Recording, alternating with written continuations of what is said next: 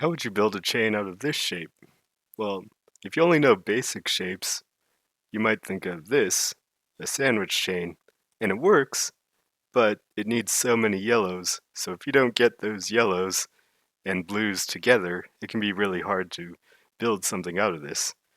But if you know the technique of, or if you know this shape, it'll allow you to build a chain in this situation. So the idea is that you connect the yellows across the gap so that you don't need as many yellows. You don't need to like make this sandwich shape. You can just cross the gap with the yellows and use both the yellows on both sides together. Now, as for how you might end up in this situation, if you have GTR and you draw red, blue, red, yellow, you probably want to fill in the reds as soon as you can, but that's going to end up with you here. But if you know this fill the gap shape, it's not a problem because you can fill the gap and chain this way.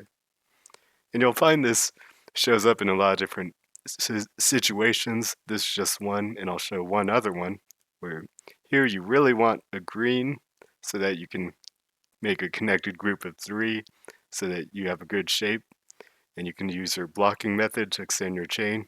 But if you don't get the greens, it's useful to know the idea of filling the gap and chaining like this. And this will allow you to place a bunch of pieces and extend in advance. And then when you finally get the greens, you can add them in at the end and trigger your chain. So this can work with nothing there or with, for example, a red there already. So then you can use this idea to cross over the gap, to bridge the gap with the greens and chain more efficiently and handle the colors that you get if you don't get the green when you need it.